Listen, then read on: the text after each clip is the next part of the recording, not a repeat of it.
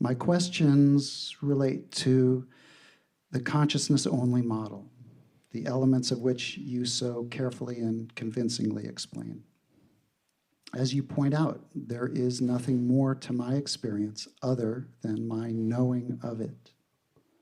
No matter what the content of my experience, there is just the knowing of it.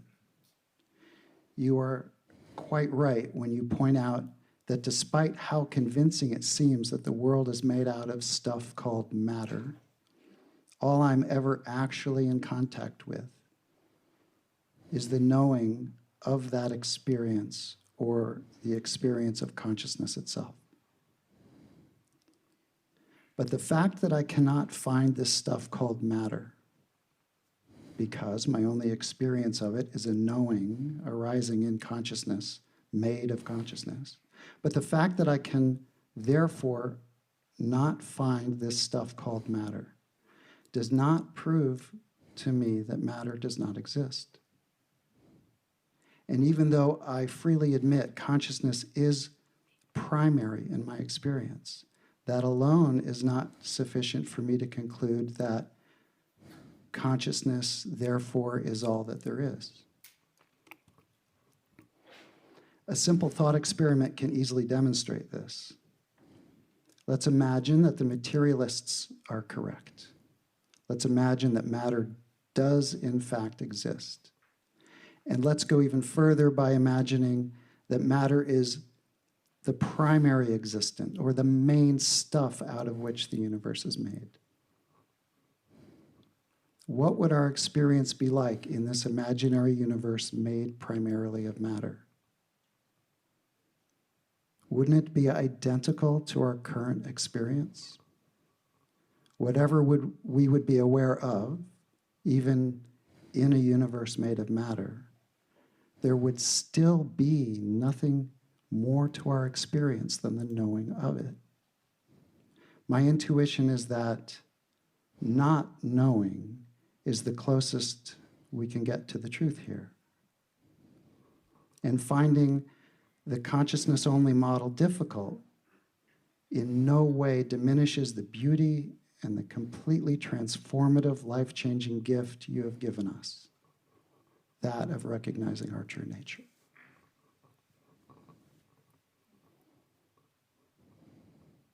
That's a beautiful question. So is it true to say that if matter were the ontological primitive, the primary substance out of which everything was made, would our experience not be, and that consciousness was derived from it, and is it not true to say that our experience would still only be that all we know is the knowing of experience, but that wouldn't disprove that matter was the... I think that's your question. Wouldn't our experience be exactly the same as it is now? Yes, with one exception.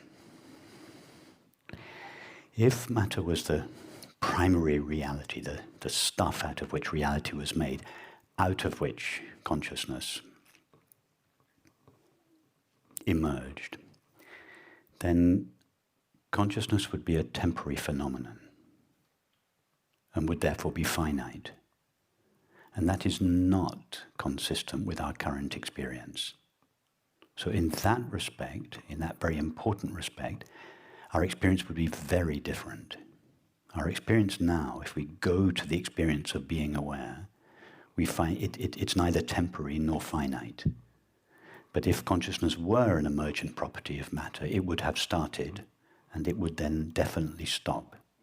But that conflicts with our experience. No one has ever experienced the beginning or the ending of consciousness. So that's a big difference.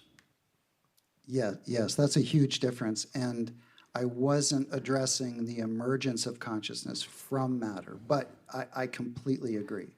So I don't know where, my experience when I go to infinite being, my being, me. Yes. Is that and I don't know how I know this, but there's no gender there. There's no Yeah. age there. There's Yeah. no time there. There's no boundary. There's no beyond which it is not. Yes. But when you say, I don't know how you know it, that there is no way that you know that. It's self-evident. Yes. Yeah. Yes. That knowing, yes, Yeah. exactly right. Yes. So I'm not positing that consciousness is emergent from matter. I just see. don't know that matter necessarily doesn't exist or that only consciousness exists. Okay. That's all. Okay. But can I ask you a question, Of Christopher? course. You understand that whether or not matter exists, all that we know or could ever know, indeed all that anyone has or could ever know, is knowing. Yes. So if matter does exist, it would be forever beyond our capacity to know it. Yes, exactly, exactly right. But as you say, that's not a proof that it doesn't exist. But if you want to build a model of reality, and that's what we're trying to do, trying to build a model of reality, why would you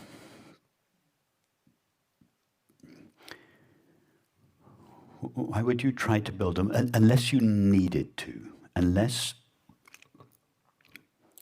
would you not take the what you know for certain to be the building block of your model? Why would you imagine a substance that nobody has ever known or could ever know to explain our experience, unless the substance that we do know, namely consciousness, was incapable by itself of explaining the whole of reality? So I totally agree with you that if we take the one absolute certainty of reality, namely the presence of consciousness, if we cannot build a model that explains everything using just consciousness as the ontological primitive, the fundamental substance, then we would have to imagine, we could never experience, but we would have to imagine another substance which would help us fill in whatever gaps remained in our model of reality. But we would only need to do that if using consciousness wasn't sufficient. Yes. Let me just ask you one other question. And that's using Occam's razor. Remember, Occam was the philosopher who said, I don't remember exactly what he said, but the gist of it was that of any competing theories, you should always choose the one that makes the least assumptions, the one that's the most parsimonious and economical. And so if we build a model of reality using only consciousness, we're not using any assumptions. We're just using the raw data of our experience. We know beyond a certain doubt there is consciousness. If our model of reality includes consciousness and matter, we're using the raw data of our experience, consciousness, and the assumption that something called matter, which we could never actually experience, exists.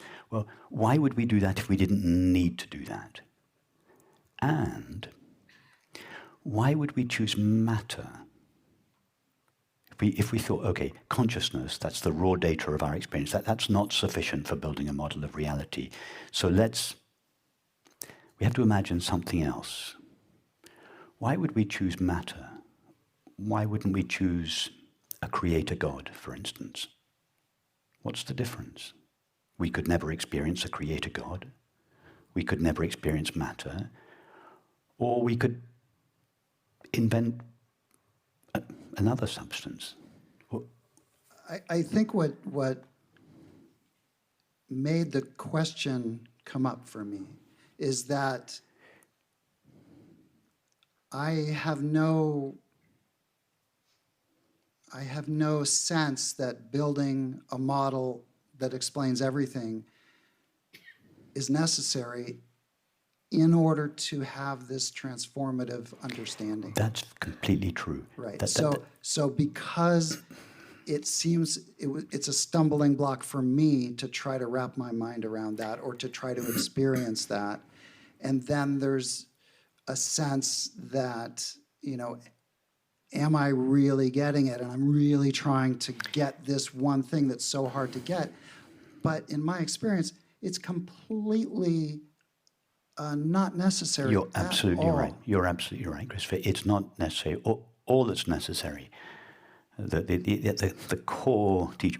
All you need to know is peace and happiness of the nature of your being, and you share your being with everyone else. You don't need to build a model of the real. The Buddha never entertained such questions. He wouldn't. The Vedantins enjoy doing it. It's not part of the core teaching. You're right. It's just for those of us, and I know this is true for some of us here, but not others. I dare say that some of you, when I start talking about my consciousness-only model and consciousness localizing itself, and I imagine that some of you just switch off and think, oh, here goes Rupert again.